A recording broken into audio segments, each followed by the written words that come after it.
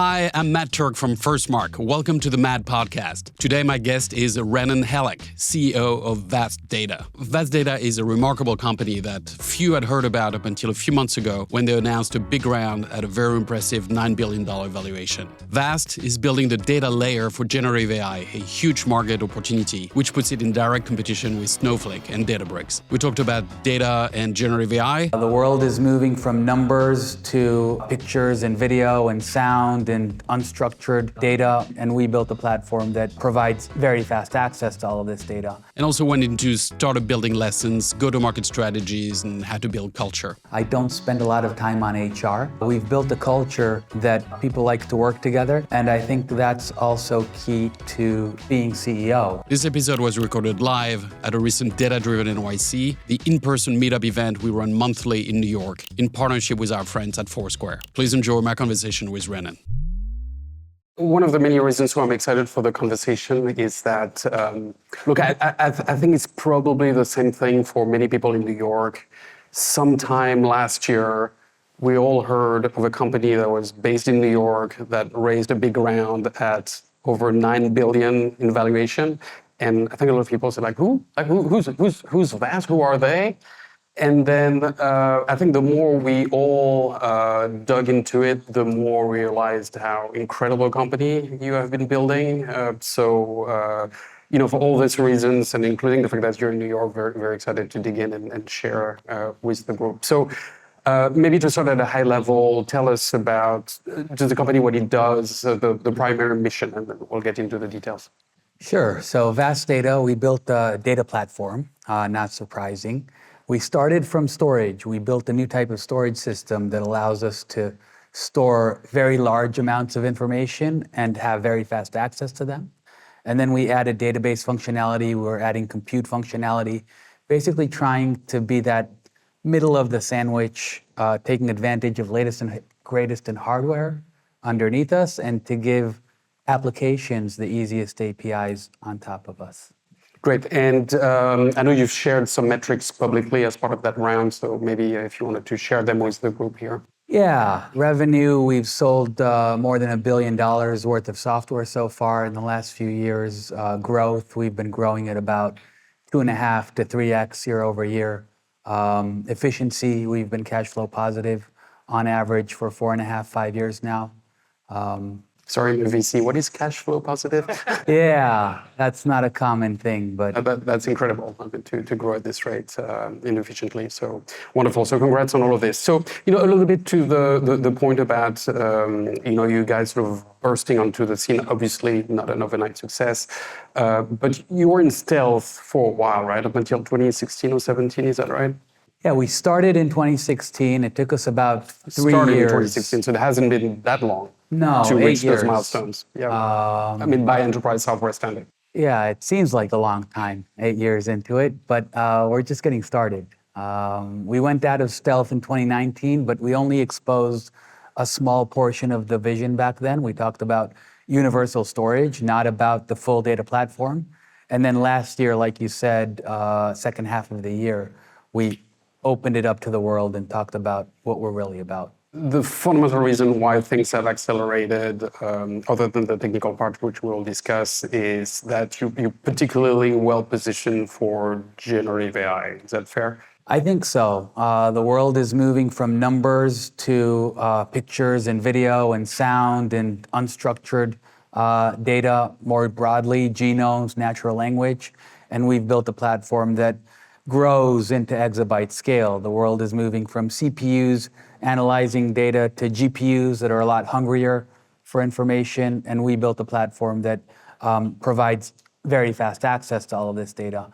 And so from day one, that was our North Star, and we've been building towards this revolution. Okay, so maybe going back to 2016, so you started the company with co-founders. What did you do before? How did you know each other? So, interesting story. I was at a company called EMC before. I was acquired into EMC through a company called Extreme.io. I was head of engineering there. And I felt like they didn't need me anymore. Sales were going well. We hit $3 billion in 2 years as part of EMC, of course. And I felt like we needed to build something new in order to address challenges that were coming in large-scale analytics, in AI. I felt a new architecture was required, and building something new within EMC was practically impossible. And so I left, and that's how Vast got started. In the very early days, it was just me, but very quickly, we assembled a really, really good team of co-founders around me. Who are they?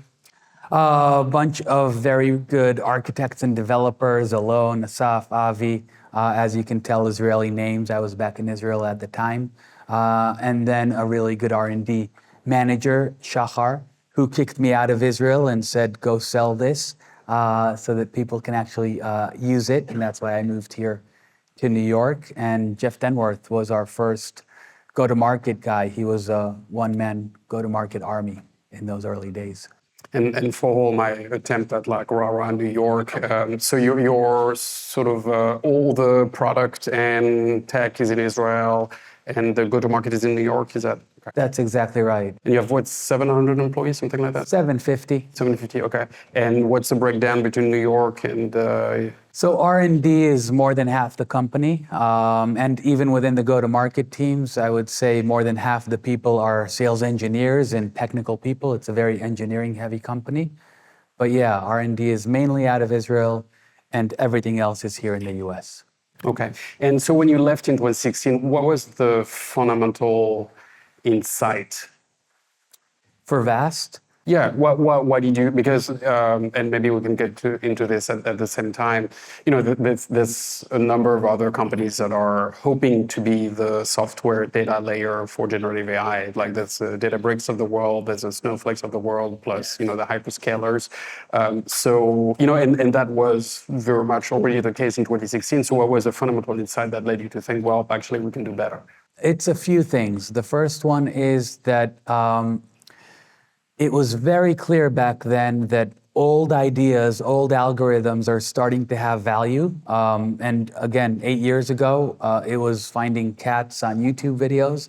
It wasn't yet generative AI or large language models, but it was already clear that fast access to a lot of information is the key to generating benefit from these algorithms.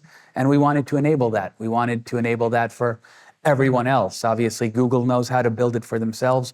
There are a handful of companies who do, but everybody else needs someone to do it for them. And so we started by breaking those fundamental trade-offs that have existed in the storage space for so many years. And then we realized that in order to do that, we need a new architecture. And that new architecture enabled us to break those trade-offs, not just for storage, but for the entire stack. And so I think our biggest advantage versus those other companies that you mentioned is that we started late. And that allowed us to see this deep learning problem in front of our eyes versus machine learning, again, a lot smaller, a lot slower. And it also allowed us to leverage underlying parts that didn't exist before we started. And so starting late is our biggest advantage. I love that. This key lesson, start late. Yes.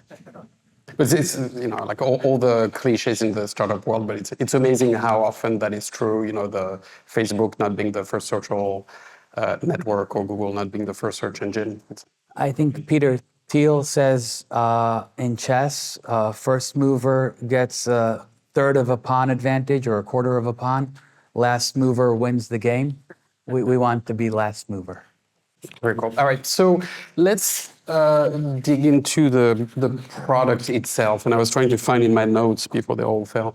You historically, as you said, started with the storage layer. And as I learned more about the company, it's like this amazing story of starting from storage and then adding one thing and the next, which we're going to get into. But starting with the storage layer, so you have this term I was trying to remember, which is what, a unified, disaggregated. Yes. So what is that called? Our Tell us about that. architecture, we call it disaggregated shared everything. And that is basically what we try to do is break the fundamental trade-offs that have existed in infrastructure between price and performance and scale and resilience and ease of use.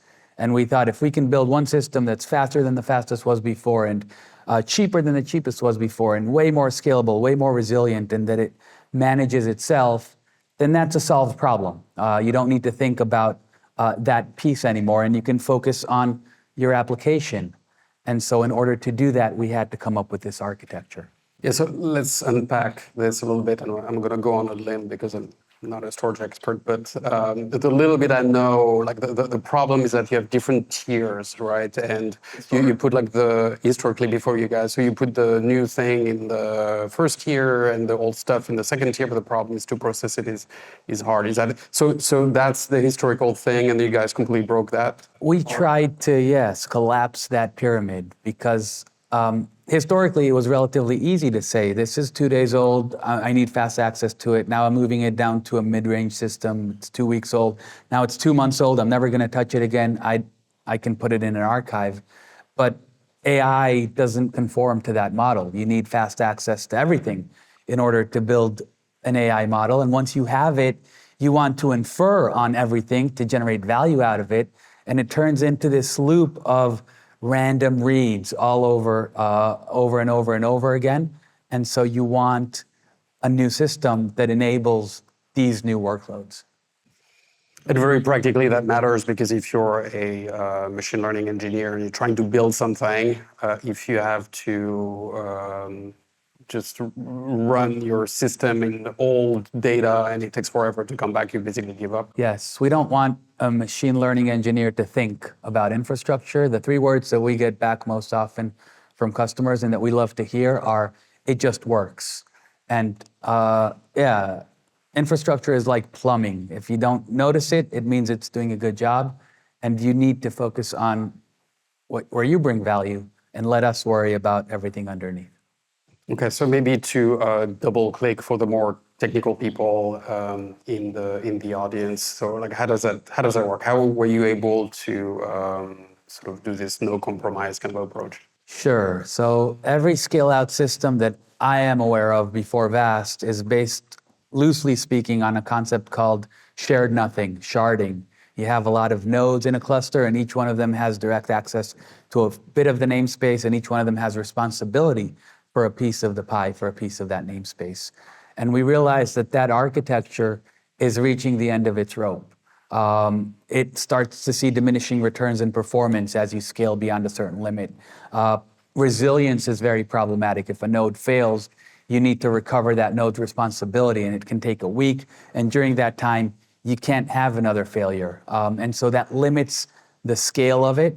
What we needed to do is the opposite. Instead of direct attached having drives in the nodes, we disaggregate. We put the drives on one side of the network, we put the logic on the other side, and we leverage a new protocol called NVMe over Fabrics to make it look like all of those drives are directly attached. That allows us to scale capacity independently from performance. It allows us to scale with disk-like parts over time, so you never have to migrate your data between systems. More importantly, it allows us to move from shared nothing, sharding, to shared everything. Every node can now see the entirety of the data set.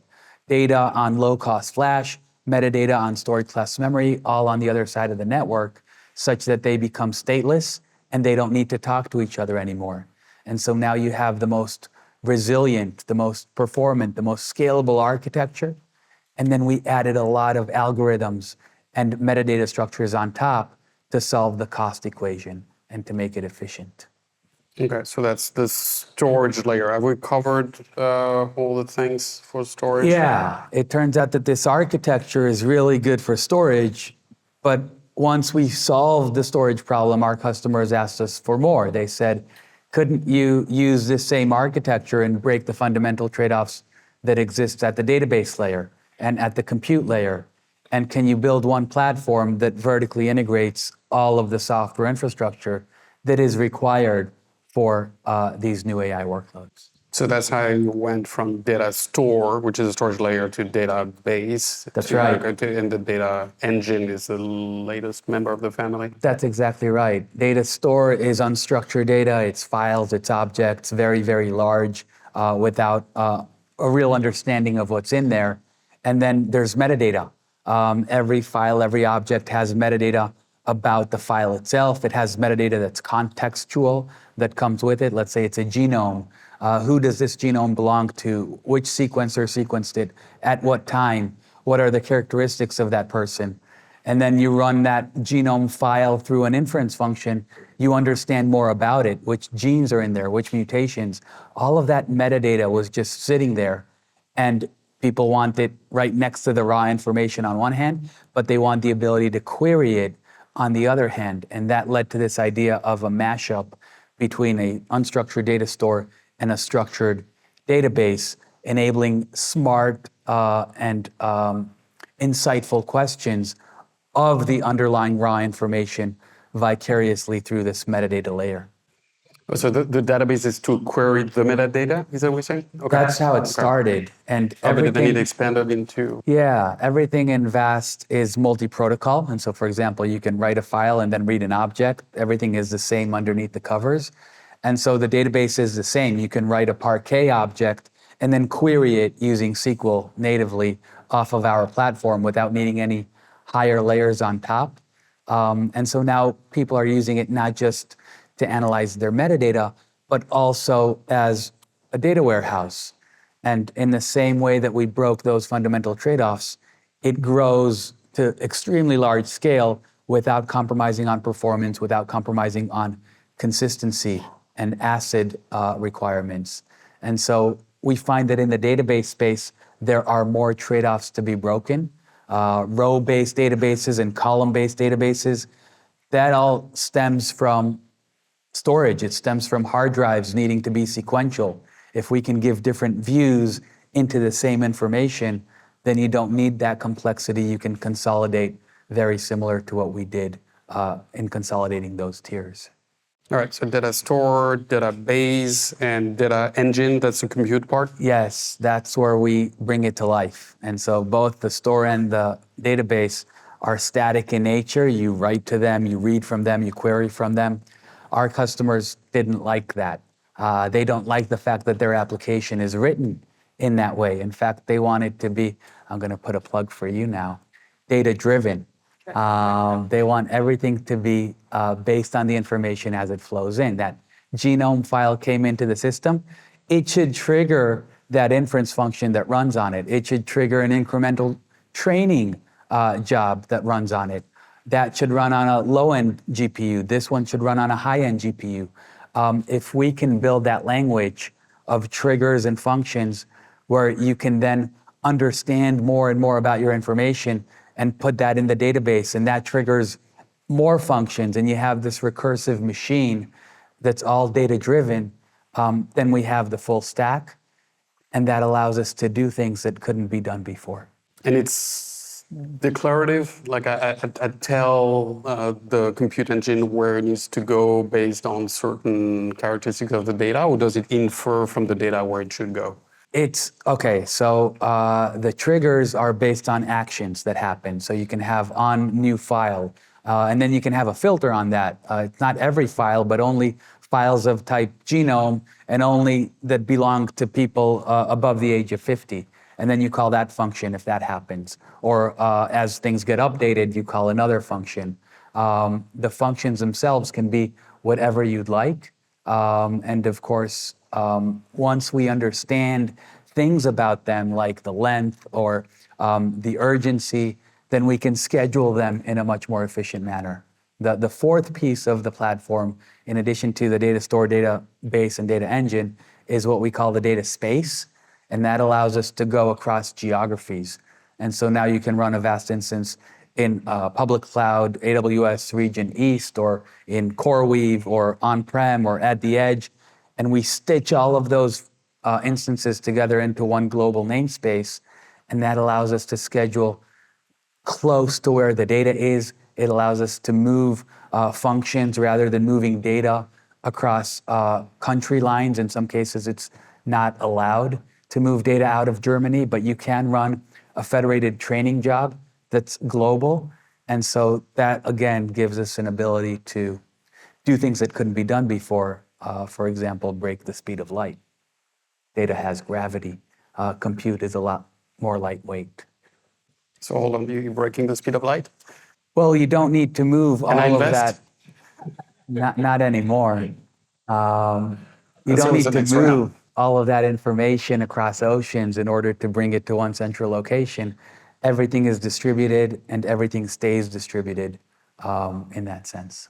But just to bring that part of the infrastructure to life, maybe for everyone. So what you're saying, so there's this vast, which is a software layer, but then it sits on top of different type of system that can be cloud. Yes. So cloud, there's going to be the AWS's, the S3s of the world, possibly. But We also, sit on top of bare metal, and we try and go as low as we possibly can to generate this advantage. But yes, continue. So the hyperscalers, but also the more specialized GPU players, so the CoreWeaves, the Lambda. That's correct. Okay, so that's one group. Then there's a second group that's going to be more the kind of like on-prem, because you have a partnership with HPE for that. Okay. So we try and find the most data-intensive organizations out there. We don't care how big the company is. We care about how much data they have. And if it's 100 terabytes, that's not interesting to us. If it's 100 petabytes, it's really interesting. And so that's where we gravitate towards. And those companies tend to have their data across multiple sites. Some of it is on-prem, some of it is in the cloud, some of it they're leveraging these new AI clouds.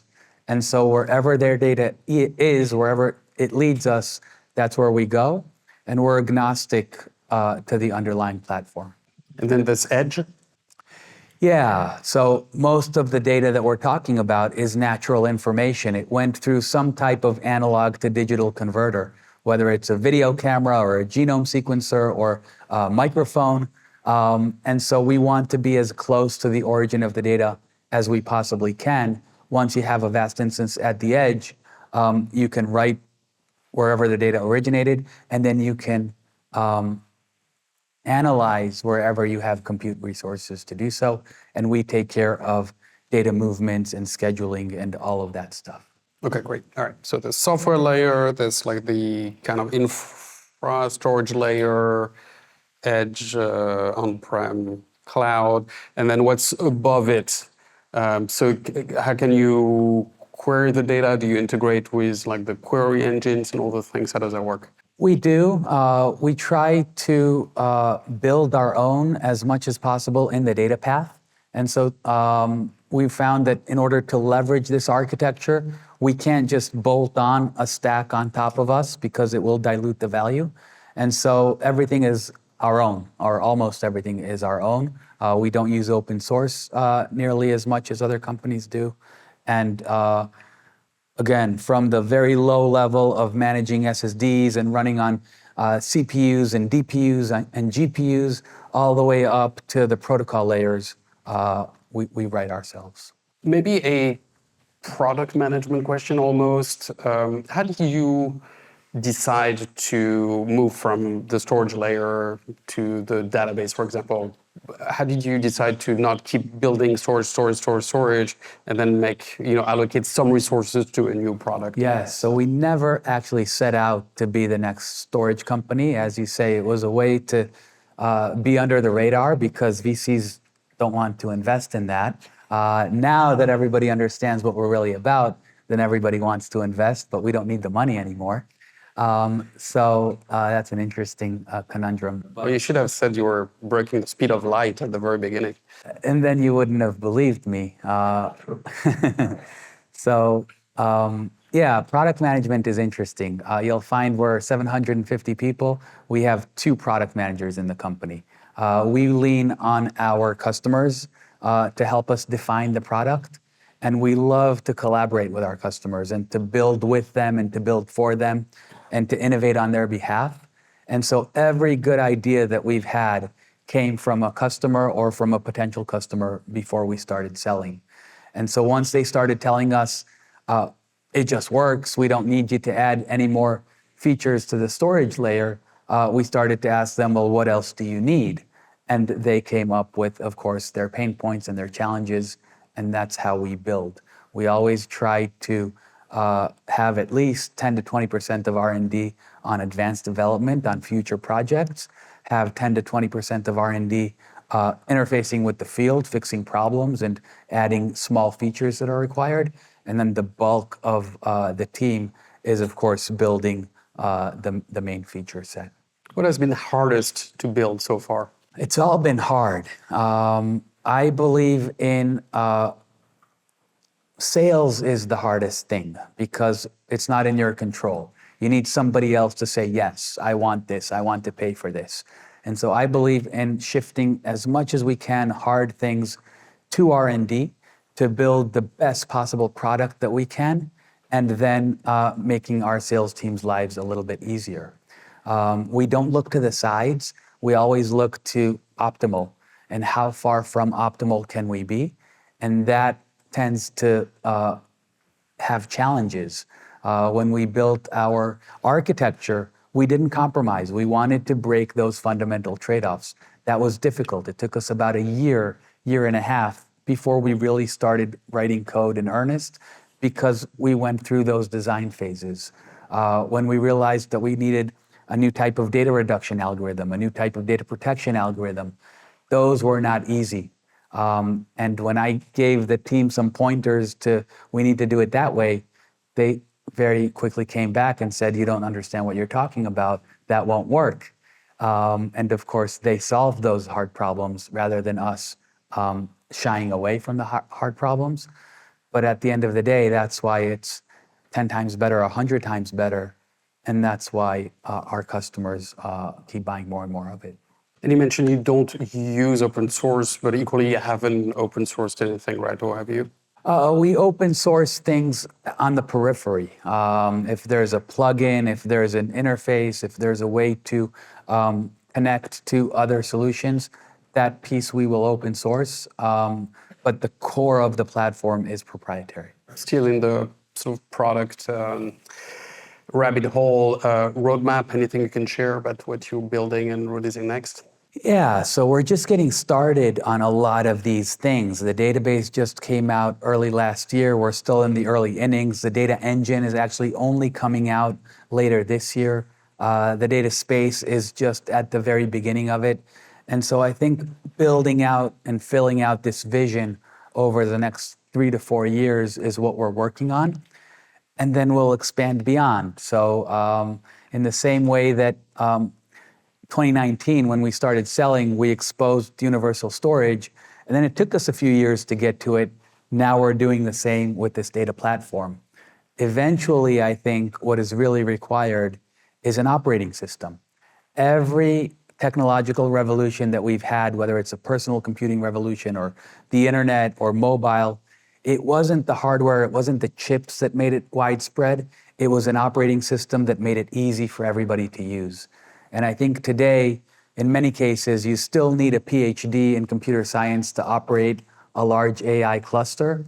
We want to make that easy for enterprises, easy for clouds, easy for everybody. And that's the operating system that we're eventually trying to bring to market. That's our mission. And to drive this home, what would one need to do today with that vast? What solution would they need to stitch together to build the equivalent? Yeah, I think it's stitching together a lot of different things across storage and compute and database and data movers across locations. But all of those things were built 10 and 15 and 20 years ago for a different problem set. And so even when you do stitch together all of those things, you end up A, with the least common denominator between them, but B, with a solution that was good for numbers 10 years ago and not for GPUs and definitely not for this age of generative AI that we're heading into. Switching to the go-to-market side of things, I'm fascinated because you very deliberately go after the very large customers that have a lot of data. You said that several terabytes was, 100 terabytes was too small, yes. And you're interested in the petabytes. How does one do that when you're a small company and you go after the biggest customers and you have to convince them to use your product that has been around for like 3 years? Who were the first customers and how did you get them? Having a lot of data does not necessarily mean it's a big company. We just sold an exabyte to a company with less than 30 people. That's not common, but it exists in 2024, especially around AI. When we started, we went after early adopters. We went after hedge funds in the financial sector. Now we're selling into a lot of big banks. In the early days, we started with research centers and universities in the life science space and medical imaging. Now we're selling into large pharmaceutical companies. And so we started with early adopters, with smart people that we could work with, and with people that did not have a lot of process and bureaucracy. We wanted direct access into the end users, and again, learn from them what they needed us to build. We started working with them a lot before we had a product, and by the time we had something to sell, it was theirs as much as it was ours. And so it was a very natural process of them moving from testing to using in production once it was generally available. I'm actually really interested in the hedge fund use case. What did they use it for? I guess hedge funds never really tell you, but... They use it for improving their ability to analyze information. So for example, backtesting. They would have quants that want to test their algorithms against historical trade data. And instead of doing it in batch overnight and needing to wait for results, it became interactive. Instead of doing it on 2 weeks worth of data, they did it on 20 years worth of data. So the quality of the results was better. Instead of having many different quant teams, each with their own infrastructure because they don't work with each other, they can now share without stepping on each other's toes. But that's structured data though, no? That is structured data. And then what they realized with VAST is that they can start using satellite imagery, and they can start using news feeds and Twitter feeds, what's now called X, in order to understand more about where to trade. And that became an unfair advantage that they had versus everybody else. Interesting, yeah. I guess the timing was perfect, right? Because you caught the alternative data trend in hedge funds at the time. Okay, very interesting. All right. How do you sell today? Like you have a sort of a classic kind of high-touch sales organization kind of thing? We do. We are very close with our customers, and I would say the two things that we do well is R&D, building a product, and sales, selling the product. Everything else we're not very good at. We want a very intimate relationship, especially with the first several hundred customers, which is where we are today. And now, through partnerships, we're able to get reach into everybody else. And so you mentioned HPE. HPE has tens of thousands of sellers out there, and they've decided to standardize on VAST as their file offering and soon to be other parts of their stack. And so they are giving us reach beyond those most data intensive organizations. We're partnering with AI clouds to get reach into these smaller AI startups before they get to 100 petabytes. And again, the analogy of the operating system, we want to, on the one hand, make it easy for applications, on the other hand, have everyone underneath us help us sell. And you partner with NVIDIA as well, right? NVIDIA, I would say, is our best and most natural partner. Wherever they sell compute and networking, we come in with storage and our data platform on top, and that becomes a full solution. They're also an investor in us. We're also leveraging their networking abilities, their DPUs. We're now running our containers in SmartNICs. We're leveraging their GPUs to accelerate our database abilities with Rapids. And so many, many different touch points, both in engineering and on the go-to-market side with NVIDIA.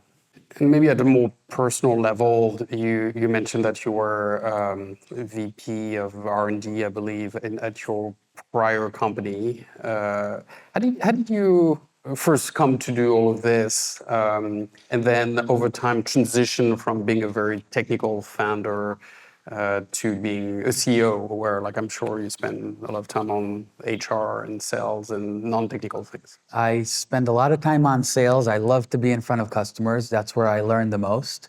I don't spend a lot of time on HR. Hopefully everybody's happy at VAST. And well, if you look at the people that were here 7 years ago, they're still here. If you look at the people that were here 6 years ago, they're still here. We've built a culture that people like to work together. We have a group of extremely talented people on the one hand, but also very humble. And they love to teach each other, to learn from each other, to solve hard problems together. And I think that's also key to being CEO. The only reason I have the CEO title is because I was the first one in, and they said somebody has to be CEO. That's definitely not something you would assign to me if you had a choice of other people. But the way I try to manage that is to hire really, really great people that know what they need to do a lot better than I do. My job is 0.1% to set impossible targets for the sales teams, for the R&D teams, and then 99.9% try and remove obstacles from their way and try to help them achieve those targets. And so they know how to do it, and they will tell me where they need help. I definitely don't know all of these things that a CEO needs to know. But how did you even know to hire the good people when you started and you need to hire your first salesperson? So the big advantage that I had coming from EMC is that I had first, I saw how to build a business. Previous to EMC, I was with a lot of failed startups where we built really cool technology that nobody ended up using. And then I realized at EMC that building a business is so much more interesting because then you get to innovate over and over and over again. And you get this flywheel effect where you can, again, ride an exponential curve. The fact that we're worth $9 billion now, which is staggering, is because we keep tripling. And if you start over, then you start from zero. That's not any fun. I had really, really good people that worked with me at EMC that were on the sales side, and they were able to help direct me in the right direction. And also a lot of them joined Vast over the last few years. And what have you found the hardest on your journey as a leader and as CEO? I think it's all hard. If somebody knows of an easy way to do this, I'd like to get that email. And I was telling someone before, I have 4,000 unread emails. We don't have time to do all of the things that we need to do. As much as we try and as much as we work overnight and over the weekend, it's difficult. We're trying to do something that shouldn't be possible. The big companies that we're competing with have more resources than we do. They have a better brand than we do. They have everything better than we do. And we, through a fighting spirit and through a weird culture that we've built, and it's an island of misfit toys, I call it. A lot of very, very interesting people that together are doing something that shouldn't be possible. That's what drives me to continue. I love the innovative aspect of it. I love the people that are working at Vast. I love our customers, but it's all very, very difficult. So obviously something has to give, for I guess all busy people in general, but like you in particular. So like one of the things that has to give is like you're not going to read all emails and you're not going to be on social media, and so what do you cut, what do you keep, and how does that translate into what does your day look like? So it's very reactive. I don't plan my days that much, which is the exact opposite of what they tell you to do. But I fight fires all day long. Wherever somebody has a burning need for me to help them, whether it's a need for me to help them close a deal, or for me to help them find a way into a customer, or for me to help them solve a hard technical problem, I try to be available for that. And that means that, yes, I will miss a lot of emails. I don't open Slack. I'm probably the only person in the company that doesn't use Slack. But if something is important enough, someone will text me or call me. And that's how I run my day. I tend to travel a lot. I spend 3 weeks out of the month in different places. I was last week in Pittsburgh and Chicago. Before that, London and Paris. Next week, I'm in Dubai. The week after that, I'm doing Germany and Korea. I like to be in the trenches with the sales teams so that I get a good intuition for what our customers are telling us what they like about the product, what they don't like, where they'd like to see it go, and also to help train new people. Half the people at any given point in time have been here for less than a year.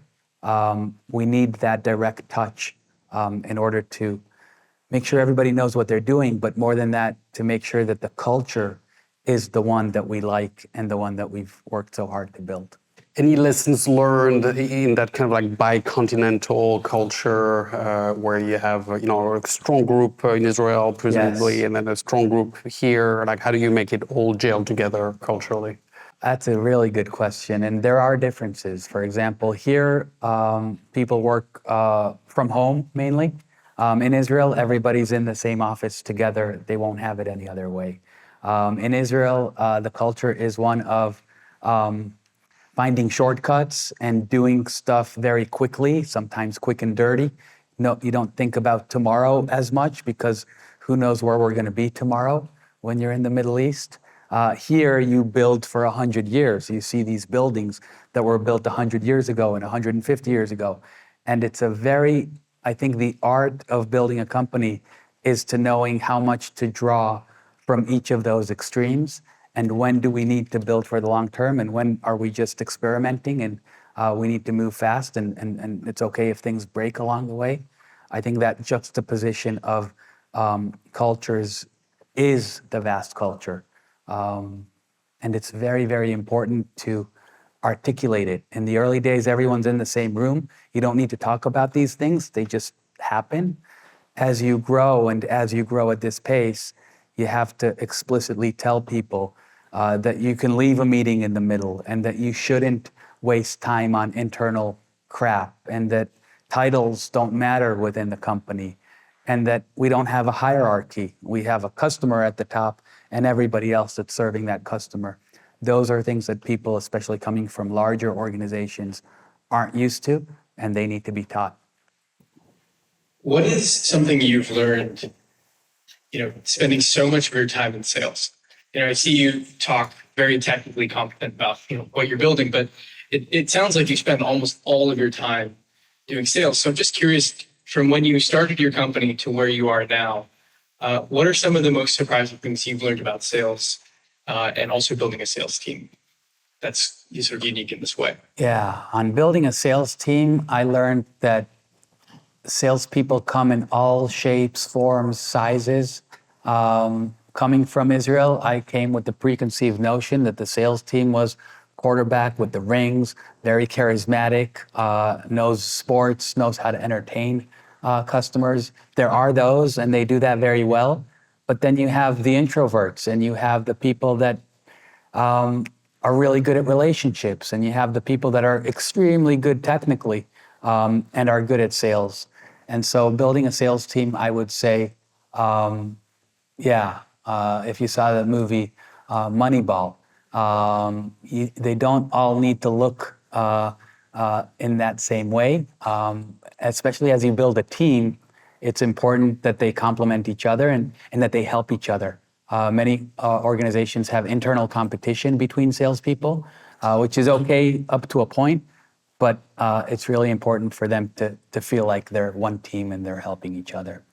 In doing sales, I found that the best way to sell is not to sell, to listen.